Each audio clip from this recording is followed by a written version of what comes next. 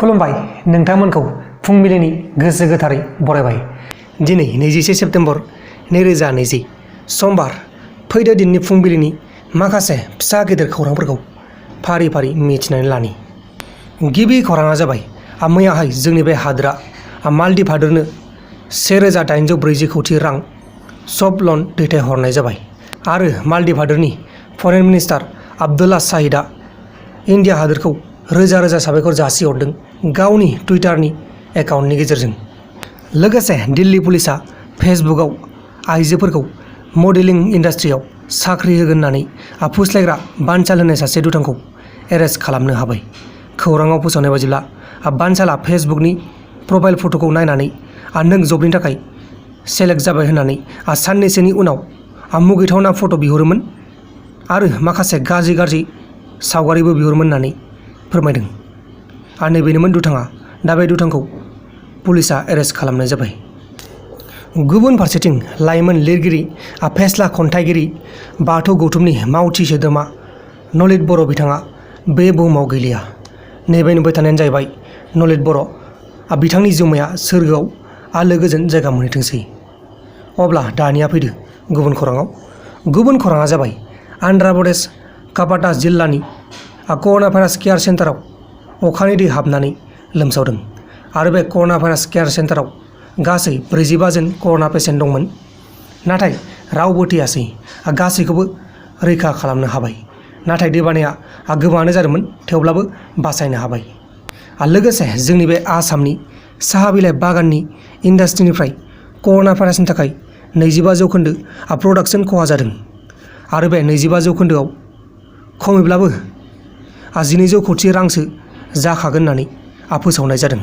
गुबुन खौराङा जाबाय दिल्लीनि प्राइभेट हस्पिटालफोराव ICUनि बिसिना एभेलेबल गैबांला आरो कर'ना भाइरास पेसेन्टफोरनि थाखाय ICUआ जोबोर गोनांथि जायो। दिल्ली प्राइभेट हस्पिटालफोराव गासै 1264 भेन्टिलेटर थानाय ICUनि बिसिना दं होननानै फोरमायदों आरो दा बेनिनो गासै 764 जन सुबुंफोरा हस्पिटालाव दङ बा बे भेन्टिलेटर थानाय ICUआव दङ। गासै 500टा बिसिना खालि दङ। दा बे 500टा बिसिनाया थाबैनो बा सानबानि गेजेरावनो बुंजोबनो हागौ होननानै फोरमायदों। दा बेनिखायनो दिल्ली प्राइभेट हस्पिटालफोराव भेन्टिलेटर थानाय ICUफोरा गैबांला होननानै फोसावनाय जादों। अब्ला दानिया फैलायदो गुबुन खौराङाव। गुबुन खौराङा जाबाय आसाम पुलिसनि साब इन्सपेक्टर आनजादनि कुइसन पेपारखौ ससियेल मिडियायाव लिक खालामनानै आनजादखौ केन्सेल खालामहोग्रा दायनिगिरिखौ गोख्रों साजा होनांगौ होननानै आसामनि चिफ मिनिस्टार बिथां सर्बानन्द सन'वालआ पुलिसफोरखौ अर्डार होदों। लोगोसे जोंनि बे हादोरनि बयनिख्रुइबो गेदेरसिन बा देरसिन फिल्म सिटिखौ उत्तर प्रदेशनि नयडायाव लुफुंनाय जासिगोन बा खालामनाय जासिगोन होननानै रबिबारखालि उत्तर प्रदेशनि चिफ मिनिस्टार योगीआ बुंदों। गुबुन खौराङा जाबाय हंकंआव एयार इन्डिया फ्लाइट्सफोरखौ जोंनि बे हादोरनि दैलि कर'ना भाइरासनि केसफोरखौ नोजोर होनानै साननैसोनि थाखाय बेन खालामथ'नाय जाबाय। माने जोंनि बे हादोराव सानसेयावनो 97,000, 92,000, 80,000 बायदिसिना कर'ना भाइरासनि केस मोनगासिनो दङ। दा बेनिखायनो हंकंआव एयार इन्डिया फ्लाइट्सफोरखौ साननैसोनि थाखाय बेन खालामथ'नाय जाबाय। उनहालागै खुलिफिनगोन आरो जेब्ला खुलिफिनगोन नोंथांमोननो आङो भिडिअ खालामनानै फोरमायगोन। अब्ला दानिया फैलायदो गुबुन खौराङाव।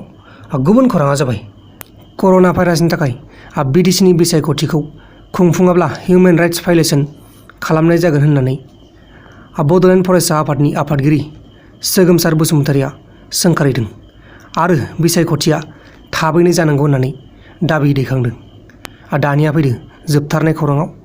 जोबथारनाय खौराङा जाहैबाय BSF हान्जाया 2015 मायथाइनिफ्राय 2019 मायथाइसिम गासै 9,145 बांलादेशिफोरखौ वेस्ट बेंगल, आसाम, मेघालया, मिज'राम आरो त्रिपुरा रायजोनिफ्राय बा रायजोआव होबथानो हादों होननानै BSF हान्जाया फोरमायदों।